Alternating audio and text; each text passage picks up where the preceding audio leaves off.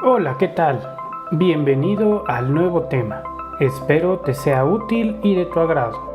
En esta lección primero tenemos que conocer bastante vocabulario. En este caso, tenemos can, que puedes ver en pantalla, can, can't, should, shouldn't o should not, to decide, to go, to visit, tenemos to get, to miss, to use, to see, to do.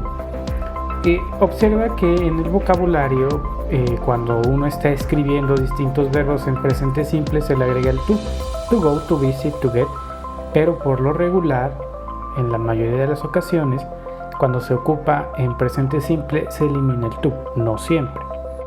Bien, y ahora vamos a responder ¿qué son los verbos modales? Pues estos nos sirven para hacer una evaluación, juicio o interpretación de lo que estamos hablando, escribiendo o para expresar una actitud acerca de un tema en particular. Hay distintos verbos modales, como ves en pantalla. Can es para habilidad, ought to obligación, must necesidad, could posibilidad, should deducción lógica, will desaprobación, may ofrecer, can pedir permiso, situaciones que son posibles hacer, should, had better, ought to, aconsejar, could, sugerir, would, invitar. Bien, si te das cuenta, hay distintos verbos modales que se repiten, ¿no? Por así decirlo, que son la misma palabra, pero pues tienen una función distinta. En este caso, nosotros vamos a trabajar con can para poder pedir permiso o saber de situaciones que son posibles hacer. Y el verbo modal should, que nos va a servir para aconsejar. Bien, ahora pasamos a la estructura. Para formar oraciones vamos a analizar que primero va el sujeto. Podemos ver en pantalla los pronombres que nos indica que ahí va el sujeto. Recuerda que hay dos opciones, ya sea poner el nombre del sujeto, por ejemplo Luis, o bien puedes sustituir Luis por el pronombre en inglés he. Posteriormente a esta estructura, los verbos modales, les vamos a agregar precisamente el verbo que nos interesa. En este caso, en pantalla vemos que es should o shouldn't si el consejo es negativo.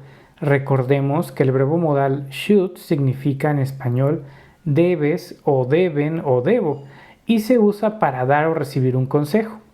Ok, entonces después del verbo modal sigue el verbo en presente simple, que en sí es el corazón del consejo que se está realizando. En el vocabulario que vimos al inicio de la lección, los verbos llevaban un to, por ejemplo to go.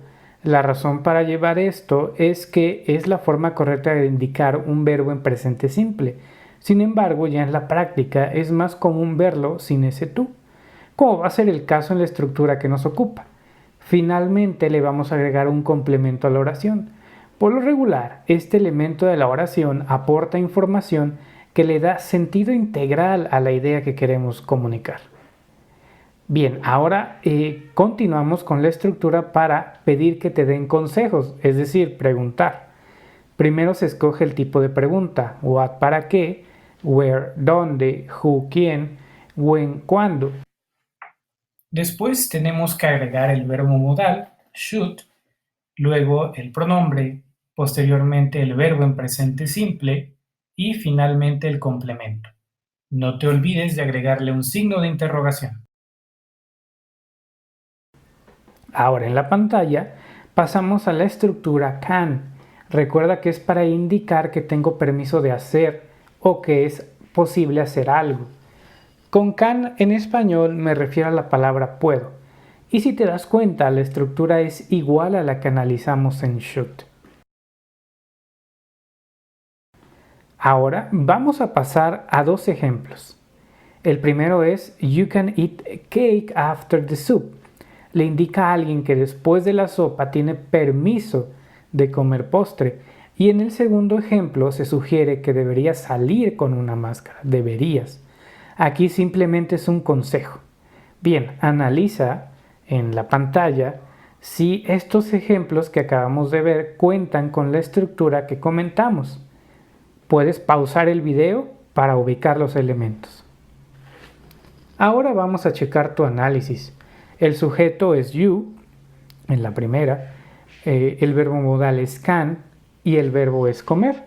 Finalmente está el complemento, que en este caso es después de la sopa.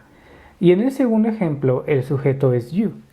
El verbo modal es should, el verbo es vestir. En español nosotros hubiéramos escrito use en inglés como usar, ¿no? Deberías usar una máscara. Pero en inglés se usa el verbo vestir, que es to wear. Ese verbo aplica tanto como para ropa como para accesorios. Ejemplo, lentes o cinturones. Finalmente, el complemento de esta oración es máscara. Y pasamos para finalizar a un ejercicio. En pantalla aparecen unas palabras. Debes organizarlo para que formen una oración con las estructuras que hemos analizado. Puedes pausar el video ahora.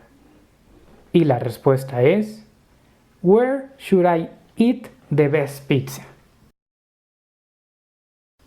Muchas gracias por ver el video. Si te gustó, dale like y suscríbete.